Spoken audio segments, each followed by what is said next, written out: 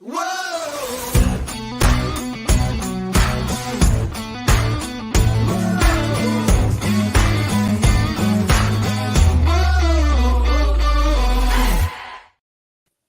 to the What's Up Verdict podcast. We fashion ourselves television judge and jury.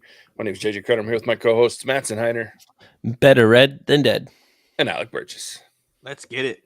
We appreciate you tuning in, watching us live. Go ahead and hit that follow, subscribe, bell notification button.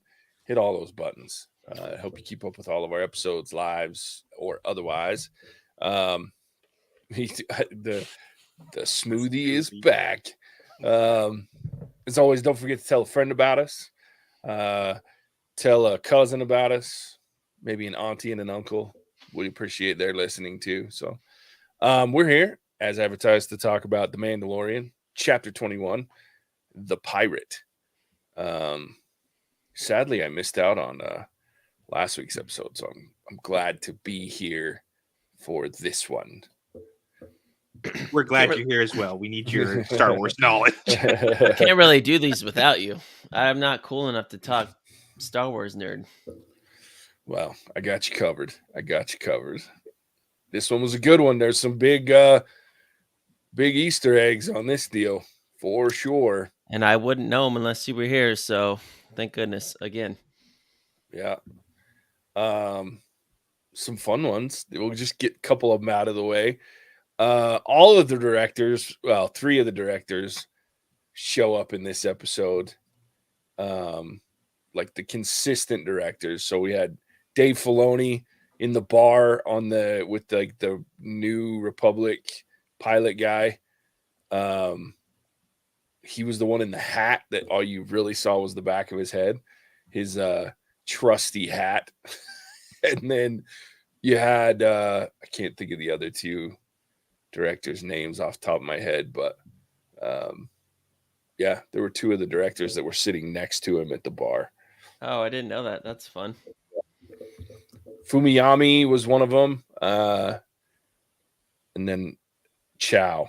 I can't remember her first name, but yeah, those 3 are. Yeah, Filoni's big producer. He's directed some episodes, and then those 2 have directed at least one episode every season. So that was cool. And then there was the big Easter egg, the big reveal of another Rebels character. Zeb. Live. Picked up on that one. That's my favorite.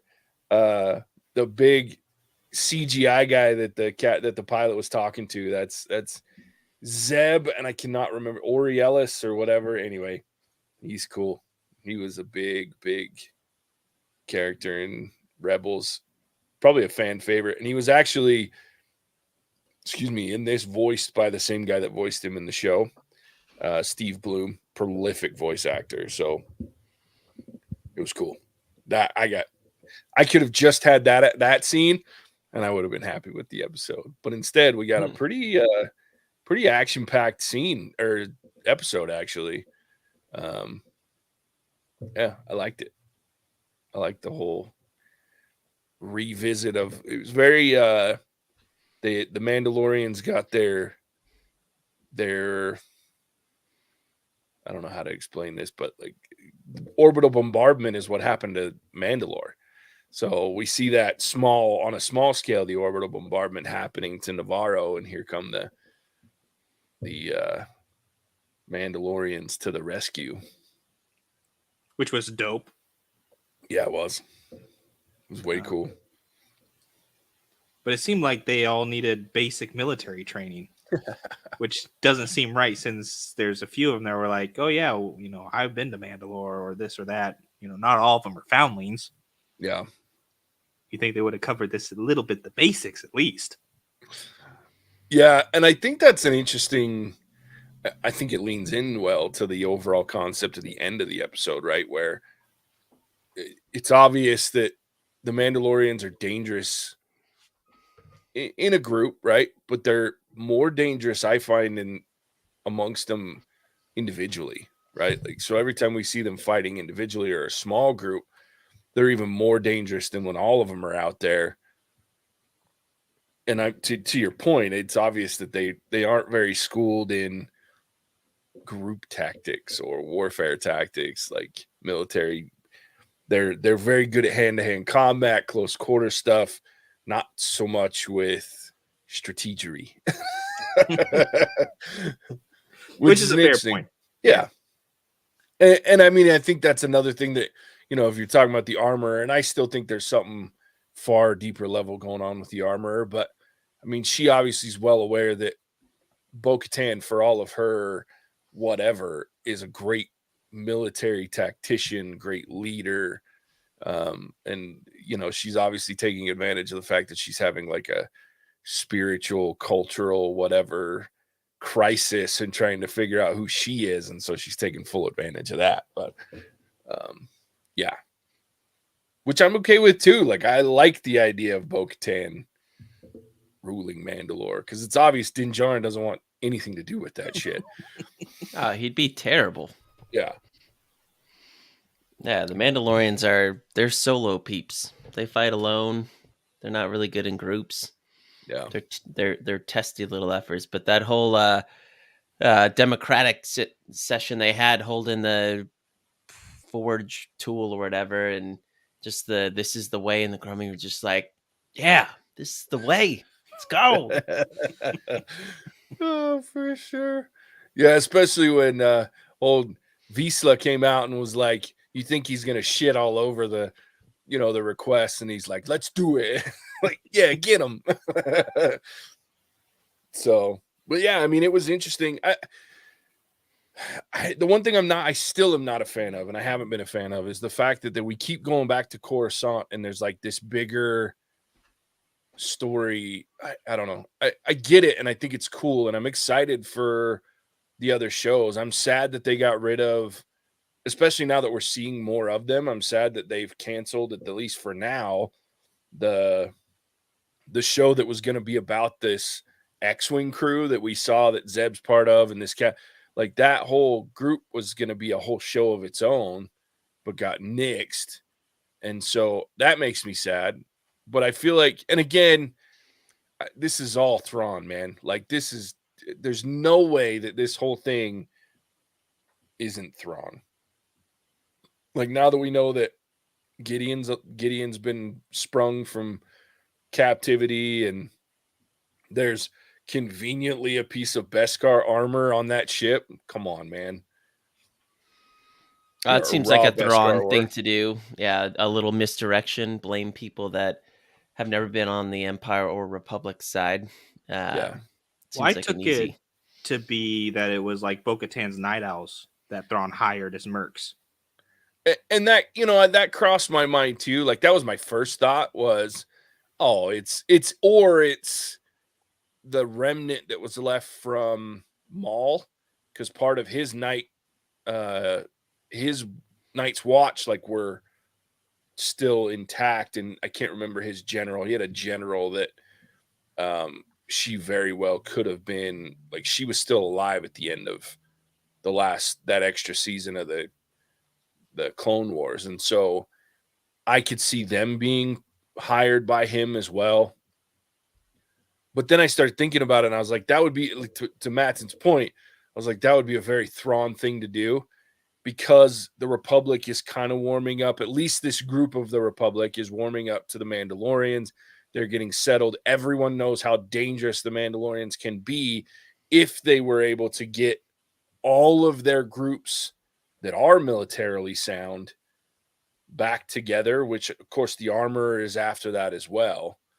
And so I think, to me, like, that would make sense that they're trying to sow discord with getting the Mandalorians on the outskirts, because he would have been around when even the Emperor was like, we can't have these Mandalorians pissed at us. Like, they got to go. So, I mean, Thrawn would know how dangerous they can be if reunited. So I don't know, but it could be. I thought the Night Owls, and then I thought the Night Watch, and I thought, yeah. So I mean, there's a lot of different clans that are out there that we haven't even heard from or seen from since Rebels and Clone Wars, and even then there were ones beyond that. So there's a lot that it could be, for sure. But yeah, I think, I don't know. I'm so Okay, so there is another Kryze out there in some way, shape, or form. I don't know if you remember, Alec, but in the animated show, Satine, who was Obi-Wan's wannabe girlfriend, like they were having a thing, though you don't know that it was ever officially they had a thing. But yeah, he had a crush. He was simping. Anyway, there in the anime, I think it was in Rebels when we go back to Mandalore with Sabine Wren. There was, and Bo-Katan's there.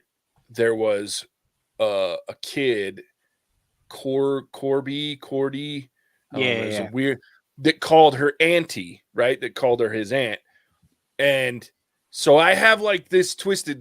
There's either another Kryze that we don't know about, right? Or that's not, or I'm wondering if Obi-Wan had some sort of little fling, and Satine had a baby, and that was the baby. That would be dope. Or there's a third Kryze, and that could, I'm wondering if maybe the armor is oldest Kryze in disguise. I mean, who knows, right? Like, but I always feel like the armor knows more about Bo-Katan than makes me comfortable. So I've got some weird thoughts around. I think that was, and then the fact that she had her take her helmet off and made it okay. That she's straddling both sides of this whole thing, and yeah, it was I was more interested in that than the rest of the episode, if I'm being honest. But I thought they both were gonna take their helmets off for a second. I was like, why are you having her do this? Like, what's the point? Well, because if she goes, and it's because the Watch, these children of the Watch have such a bad reputation that if she goes with her helmet on and is like, this is the way and all that horse shit, the other clans aren't going to come back because they've always been shit on since they were Night Watch or whatever, with the original Vizsla and Bo-Katan as part of that group. So they weren't highly looked at. They caused the Civil War to a certain degree, and so it wasn't, they're not highly looked at from the other clans. So for her to unite everyone, that she has to be able to do that. So I thought that was very clever, the way that, like I said, the unite us, unite the clans. Yeah, exactly. Exactly.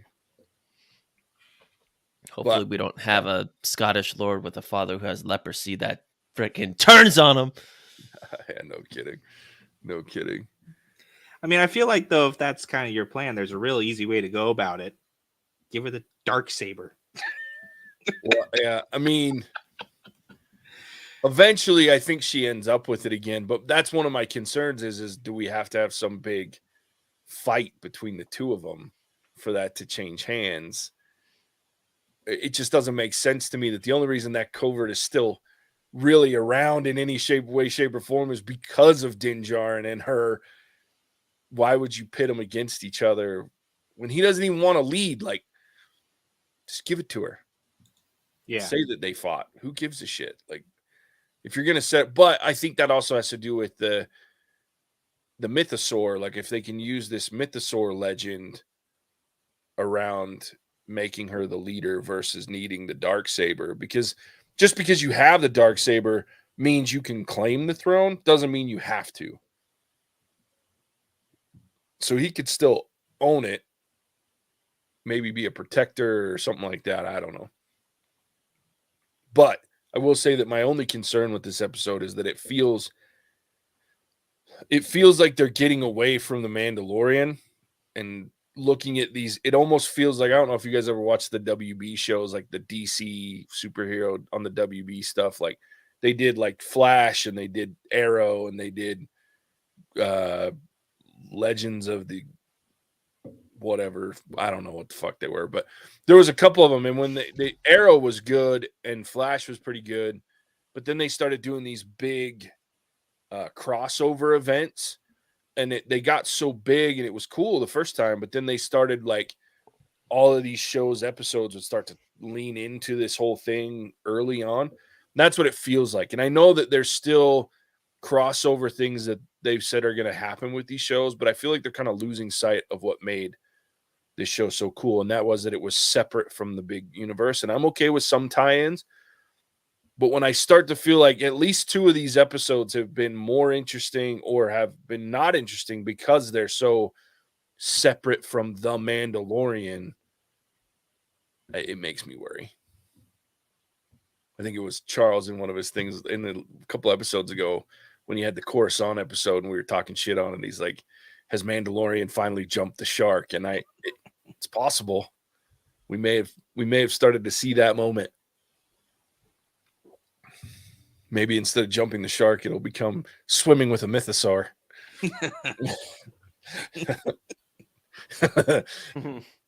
Has this show swum with its mythosaur yet? I don't know. But I enjoyed the episode. I had fun. It was good. I like the battles. I love the dogfights this season. Like what we've seen of them have been really cool, even though one was interrupted by a very unnecessary visit to Coruscant for the rest of the episode. But the dogfighting has been cool. Which again makes me sad we're not getting Rangers of the New Republic, because there would have been a lot of that. Anyway, sorry, Matt, and I cut you off, buddy. I was going to agree with you. They've done a very good job of the like star battles, better than I think I've seen in Star Wars before, and I would love to see more of it. Yeah. I like too that they set up the Mandalorians to be on Navarro permanently and openly. Like, I mean, that's quite the combination of 2 very strategic thought processes, right? Like now the Mandalorians are out in the open. Everybody's going to know that they're there. And Grief Karga gets to go, come dance with Navarro. Let's, I got a built-in army, you pricks. And not one you want to mess with. 2 of them took down a whole Corsair. Right? So, yeah. I guess as my final thought, I feel like the Pirate King was kind of wasted. Yeah, that in and out real fast. Yeah. And the vein that he got away, I was like, really? Whatever. I don't know. He'll come back later, I'm sure. Oh, for sure. Well, yeah, I mean, but I was like, make the Pirate King skip out. Like, that would have been cooler if the giant tree had come back versus some weird dude that was like, you're not going to get away this time, Mando. And then he proceeded to get away. Yeah. How sitcom of you, JJ? Yeah, I know, right? It's a little weird, but it was funny, I guess. I'm trying to think of Maul's his general or his lieutenant, because that's the other one. Because I don't know if you've noticed, but the helmet that the armorer wears sure has some Maul looking horns on the top.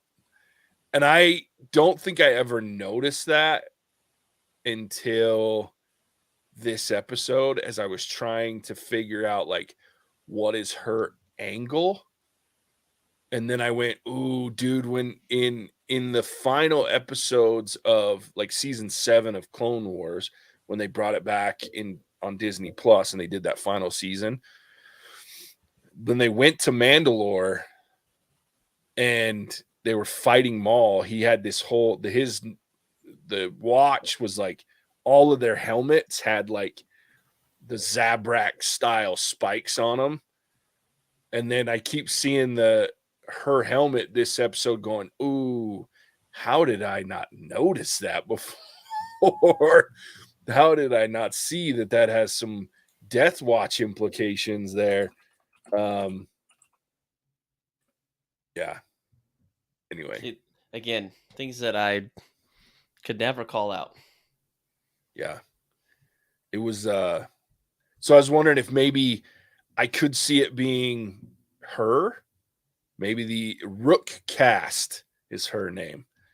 I'm wondering if the armor is Rook Cast because of, like I said, that very subtle, and it looked just like an aesthetic thing, but I was like, son of a bitch. Maybe that's what that is. So anyway, that was kind of my last final theorizing for what might be to come. But I think there's a lot of weird intrigue happening between what's going on with Gideon and what's going on with how they're positioning the Mandalorians, and now with what's going on with the armor, because even though she's like supposed to be a good guy, we kind of root for her because she is a badass. Something for me has always felt a little shady about the armor, and that would fit if it was Rook. Anyway, any other thoughts before we wrap up this episode? No, I enjoyed it. I mean, it was a fun watch. The last two have been my favorite kind of going forward since we've seen Mandalorian. Yeah. I'm excited to see where they go. I just hope that, once again, we don't see that jump in the shark moment, because that would be unfortunate. Yeah, it would. It certainly would. All right. Well, if that's it, it is now to our time where I turn it over to Alec to tell everybody where they can find us. Thank you for joining us live for The Mandalorian Season 3, Episode 5, or after the fact if you can't be bothered to tune in live. This show continues to impress, and it looks like we might be gearing up for another impressive finale, which I am here for. Thanks to everyone tuning in. If you enjoyed the episode, drop us a like or a comment, as it's the greatest way to help us grow the channel. If you are enjoying the content that we are putting out, we have more, lots more. You can find it wherever good podcasts are found, including Apple Podcasts, Stitcher, or Ghana.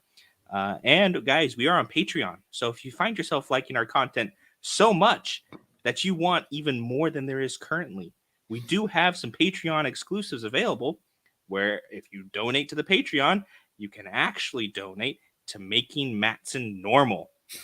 We'll let you know how that one goes. Special thanks to our current patron, the real Jin Shady. You are the greatest. And with that, I will send it back to the Prince of Pounders, the Colossus of Clout, a JJ. I love it. I think he might have changed his name again. Oh my gosh. I was going to say, son of a bitch, he did. I feel like he would have changed it. It's great, actually. It's Tucker and Dale versus the Ginge. So there it is. But it's a mouthful again, just for you, Alec. I feel like I'd win that one. These two guys aren't very smart. No, because you'd end up tripping and falling into like a freaking hedge trimmer or something. Face planting it on a mouse trap or something. Like poke your eye out. Yeah, anyway. Thanks, Alec. I always enjoy those sign-offs. And as always, we appreciate you guys tuning in. We'll catch you on the next one. Wait. Hasta la vista, baby. Cinemagic out. Whoa!